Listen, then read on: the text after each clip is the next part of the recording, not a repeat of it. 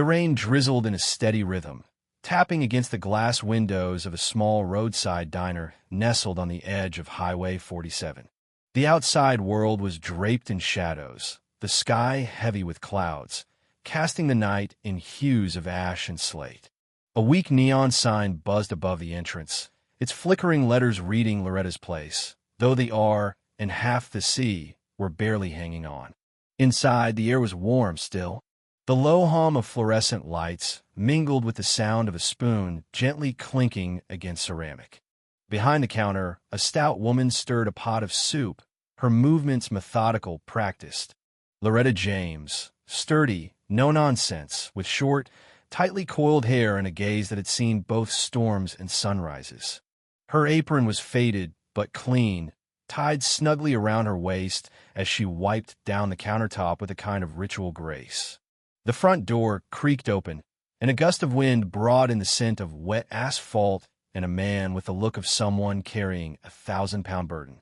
Ethan Walker stepped inside, shoulders hunched, his suit jacket soaked, crumpled beyond recognition. Once, it had probably cost a fortune.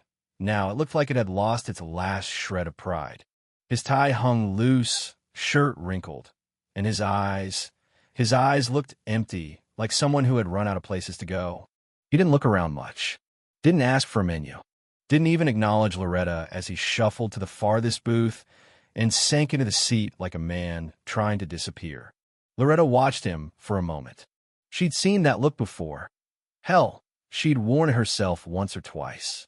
The kind of deep-down exhaustion that didn't just live in your bones but clung to your soul like wet clothes in winter.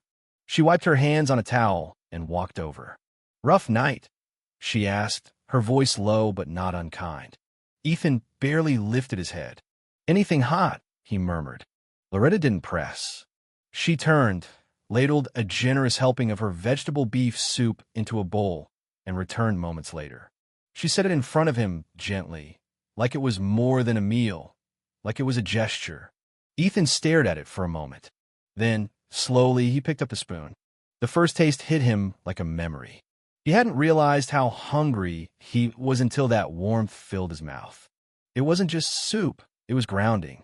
As he ate, the mechanical movements turned to intention. Bite by bite, the cold inside him began to thaw. Loretta didn't say much. She sat across from him in the opposite booth, arms crossed, presence steady. "You look like someone who could use a conversation," she said, not pushing, just stating. "And I've been told I'm a decent listener." Ethan paused, spoon halfway to his mouth.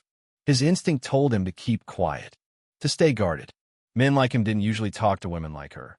Not because of anything she lacked, but because his world had always expected someone like her to stay behind counters, fill coffee cups, and disappear after the check was paid. But something about Loretta made silence feel heavier than words. Maybe it was the way she looked at him, not with pity, but with patience. "I lost everything today," he finally said, the words falling flat on the table between them. "A contract. The kind of deal that saves companies. My company." He let out a bitter chuckle. "Guess I'm just waiting for the water to close over me." Loretta nodded slowly. No gasps, no wide-eyed sympathy. Just understanding. "You ever think maybe this ain't the end?" she asked. Ethan gave a tired laugh. "People like me don't get second chances. People like you?" He hesitated. "In my world, when you screw up like this, you don't start over. You just fade out." She didn't argue, just let the quiet linger. Then, with a small smile, she said, "Funny. People like me been starting over since the day we were born." He looked up at her, really looked at her for the first time. Loretta wasn't giving him cliches. She wasn't offering sweet words for a tip. She was speaking from somewhere real, from scars and survival. "I grew up where dinner was optional," she continued, folding her hands together. "My mama cleaned houses for folks who didn't even look her in the eye. My daddy left before I knew how to spell his name. I got my first job at 13, second job at 15. By 20, I was raising 2 kids that weren't even mine." She let out a dry chuckle. "By 30, I was praying the lights stayed on another month."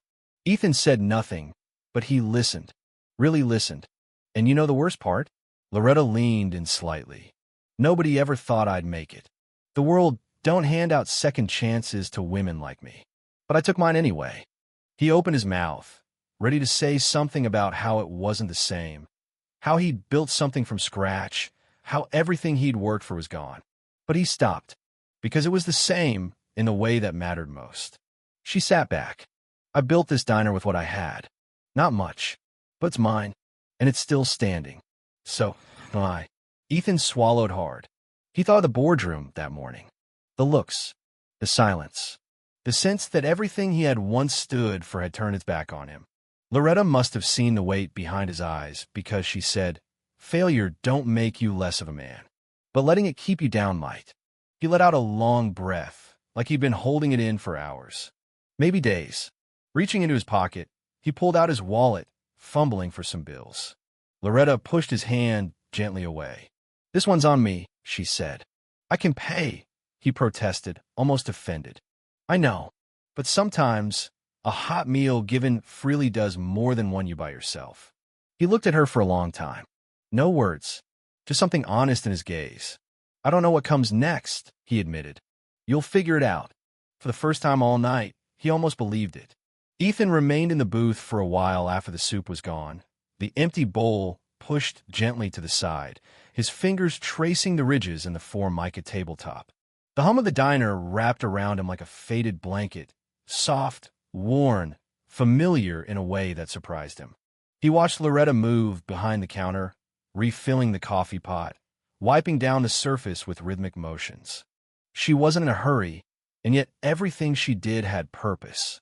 Even the way she adjusted the salt shakers or folded the napkins spoke of quiet discipline, of years spent surviving, adapting, holding on.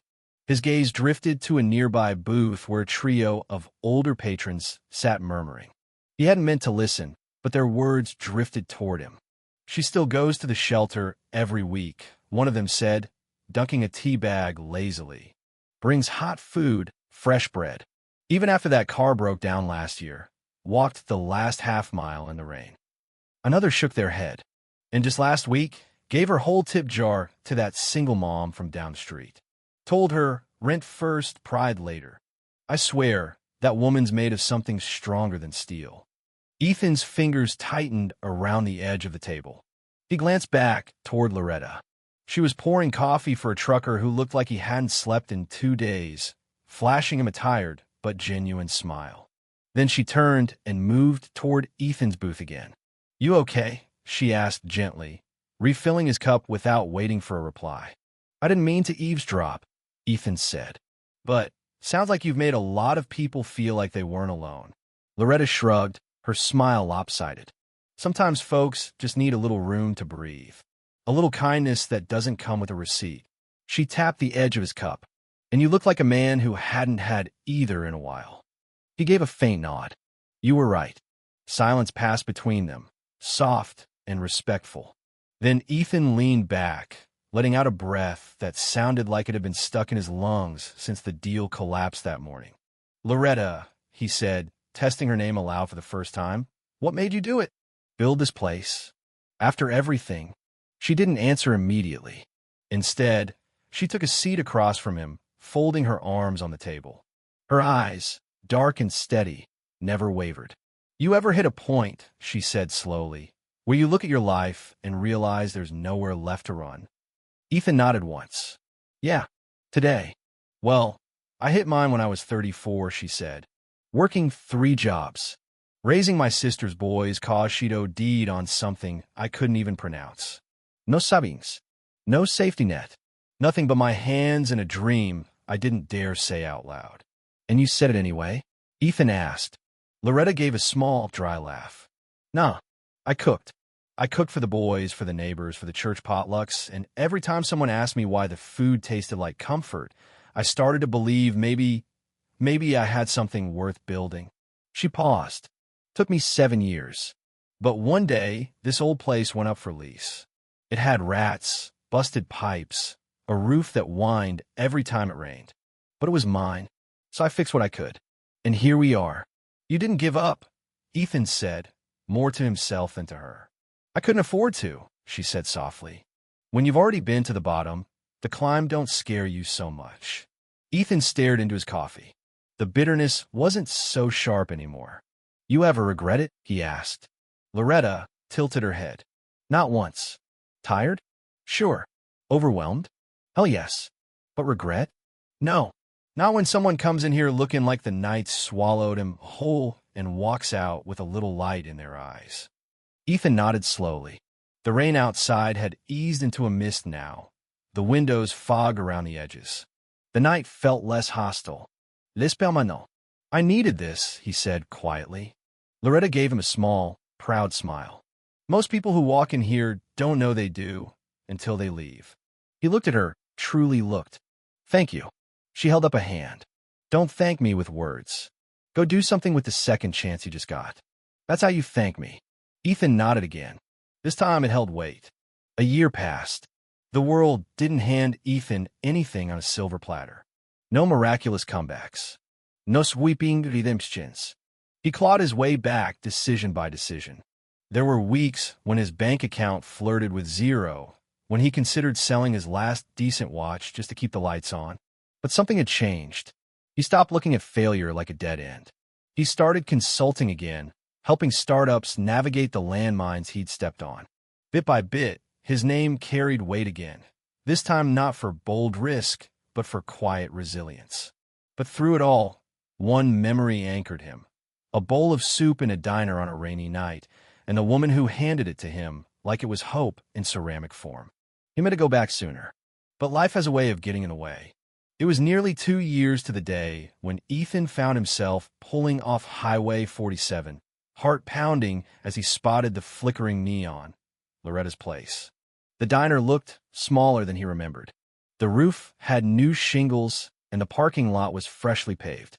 But the sign still buzzed with the same uneven rhythm, and the windows still glowed gold in the dusky light. He stepped inside, the little bell above the door jingling softly. Loretta was there, moving behind the counter with the same steady grace.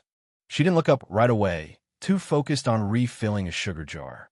Ethan walked to the same booth, the one in the farthest corner. Sat down, waited.